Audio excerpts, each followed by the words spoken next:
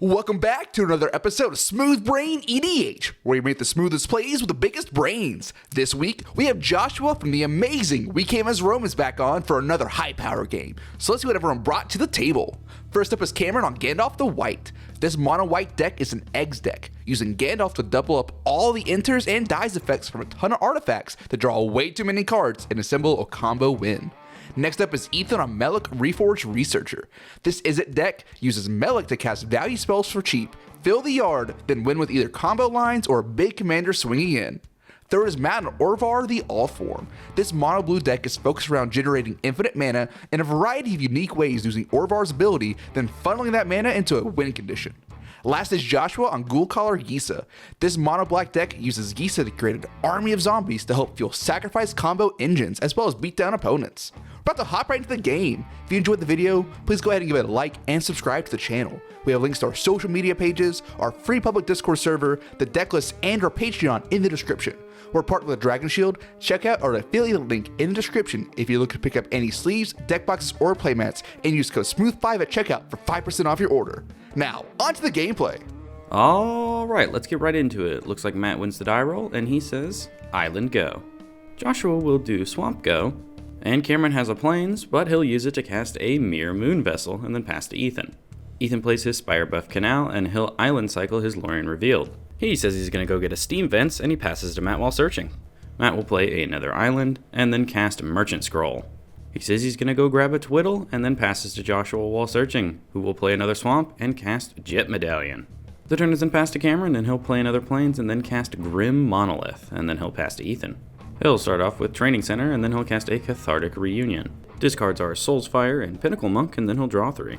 The turn is then passed to Matt, and he's got nothing to do right now, so he'll just play an Island and pass. And Joshua will play another Swamp, and then cast Coffin Queen and pass to Cameron. Cameron will play Inventor's Fair, and then he'll cast a Teleportation Circle. Holy glare, Batman. He'll then move to his Instep and blink his Grim Monolith that he used to cast it. The turn is now Ethan's, and he'll play Tap Steam Fence and pass to Matt. Matt will play his 4th Island, then cast his 4-mana Commander, Orvar. And then the turn is passed to Josh, where he'll just play another Swamp and cast Gisa. He'll then move to combat and hit Ethan for 1, and then pass the turn to Cameron. He'll start off with a, pretty Galaxy Foil Plains. Then he'll cast Gandalf. Then the turn is passed to Ethan. He'll start off with a Jessica's Will. Most cards in hand is 4, so he'll float 4 red mana. And then he'll tap for a blue and cast his commander. Alright, Melek is out and the turn is passed to Matt. We'll see another Island get played. And then he'll tap for 5 and cast Peregrine Drake. That's usually not a good sign. Alright, it resolves and Matt will untap 5 lands. He'll then target it with a Leap. And an Orvar trigger is put on the stack to copy it. Cameron will respond with an Elsewhere Flask. On ETB, he'll draw 2. Then he'll do it again with a Wedding Invitation. Yeah, he doesn't find anything, so priority passes, and a Peregrine Drake copy is made, and Matt responds to its ETB trigger by floating 4 blue mana, and then he'll untap 5 lands. Then Leap resolves, and Ethan starts going ahead and keeping up with the storm count. With the 4 blue floating, Matt will tap for an additional 1 to cast Archmage of Runes. He'll then tap for 2 and cast Hidden Strings targeting Peregrine Drake. He'll draw a card, make a Peregrine Drake copy, float 3 mana, and then untap his lands. With the 3 floating blue, he'll cast an Aether Channeler, and it'll draw him a card. Alright, Matt found a way to get infinite mana. It is Mind Games. He'll pay 4 mana to cast it, targeting Peregrine Drake with the buyback. He'll draw a card, make a copy of Peregrine Drake, float 1 blue mana, untap 5 lands, and then it's back to his hand, where he can do it again. And since he's drawing a card every time, he draws his deck and then slams Thassa's Oracle. Yeah, that's what Matt does, and he wins the game. Lucky for you guys, though, we've got another game coming up. Alright, let's hop into game 2 real quick. But before that, I'm sure some of you saw the thumbnail and thought, hey, why is Omo up there? Well, Cameron decided to switch to Omo in game 2. He loves his Simic Lands deck. So let's hop right into it and see who wins this game. Ethan wins the die roll this time, and he'll play a Sulphur Falls and pass. Matt starts his turn off with an island, and then he'll tap it to cast that's a Soul Ring. He'll then tap the Soul Ring for 2, and use 1 to cast a Sensei's Divining Top. Then he'll use his last floating mana to activate the top and look at the top 3 cards of his library and rearrange them. The turn is then passed to Josh, and he'll play a tapped Malakir Mire and then pass to Cameron. He'll just play a tapped Cloud Post and then pass to Ethan. And he'll just play a Mountain and pass to Matt, who, plays another island and gets to jam a turn 2 Orvar. God, Soul Ring's busted, I hate that card. And then Matt will pass the turn to Joshua. He gets to start his turn off with a swamp, and then he'll cast a Dothy Voidwalker. Poor Ethan. Anyways, he just passes the turn after this, and Cameron will start off with a Prismatic Vista.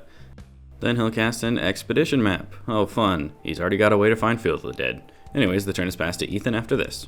He'll start off with a Riverglide Pathway as land for turn. Then with the help of a Pyretic Ritual, he's able to cast a Stormkiln Artist. Then the turn is passed to Matt, and he'll start off with another island, and then he'll cast Luck Bobblehead. After this, he'll cast a Thundertrap Trainer, and on ETB, he'll look at the top 4 and get a Thought Vessel to his hand. The turn is then passed to Joshua, and he'll play another swamp, then cast Lord of the Undead and move to combat. Dothy Voidwalker hits Matt, and then the turn is passed to Cameron. Cameron starts off with a Yavimaya Coast, and then he'll fetch with Prismatic Vista for a snow-covered forest. After this, he'll tap for 3 and cast Uro, Titan of Nature's Wrath. It sacks itself, he'll draw a card, gain 3 life, and then he puts Urza's Mine onto the battlefield. And poor Cameron, I think in the moment he forgot that gets exiled to Dothy. That might be exiled forever. Anyways, we're on Ethan's turn now, where he'll play a mountain and pass. Alright, now we're on Matt's turn. He'll start off with a Ghostly Flicker targeting Soul Ring and Thundertrap Trainer. Orvar triggers, and his ability only makes you 1 copy of something that's targeted, so Matt decides he wants another Soul Ring, and he forgets to untap his original one because it does get flickered. Anyways, the trainer does get flickered as well, and there's a trigger. This finds Shimmering Mirage, which he'll cast to draw a card and get another island. Then he'll pass the turn to Joshua. He'll start off with Jadar.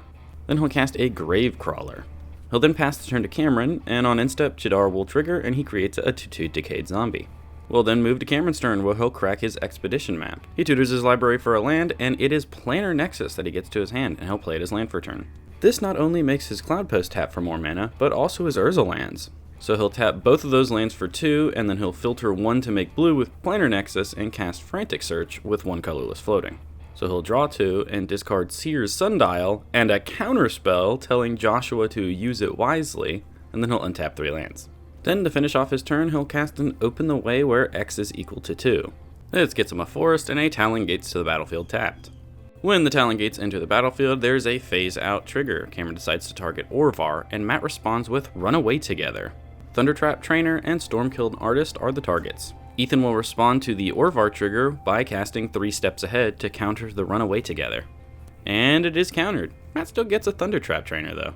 Its ETP trigger finds an energy tap to Matt's hand. Then Orvar is phased out.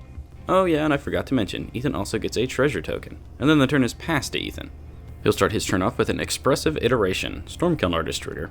He'll look at the top 3 cards of his library, exile Shivan Reef, put 1 to his hand, and 1 to the bottom of his library. Then he'll play the Shivan Reef as land for turn. He'll then cast a Talisman of Creativity, and then move to combat and hit Cameron for 5. He'll then pass the turn to Matt, and Orvar returns. He'll start off by casting Aether Channeler, and on ETB he bounces Dothy Voidwalker.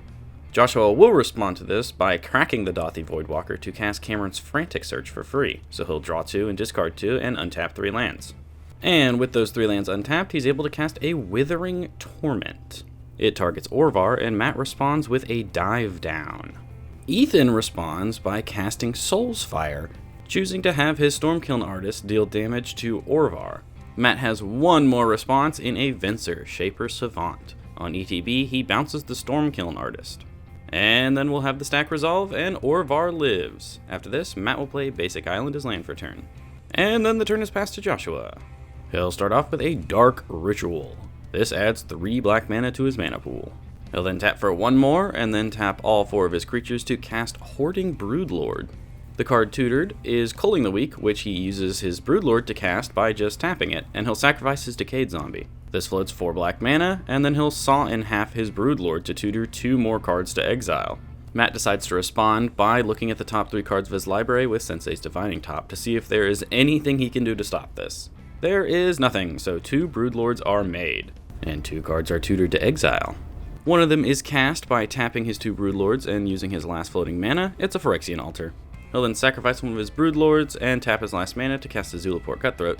And yeah, that's game. He's able to now continuously sacrifice his Gravecrawler to float a black mana, drain everyone for 1, and with that black mana, just cast it again from his graveyard because his Lord of the Undead is a zombie. Which makes Joshua this game's winner. Congratulations. Alright, welcome to the end of the video. First things first, Joshua, thank you so much for playing with us. Everyone said they had a great time. Please come and play with us again. And second things second, holy crap, those were some fast, combo-filled games. But still very exciting nonetheless, if you ask me. Let us know what you guys thought down in the comments below, and while you're down there, don't forget to check out all of our links in the description, and don't forget to like and subscribe if you haven't already. But that's enough out of me. I hope you all have a smooth day.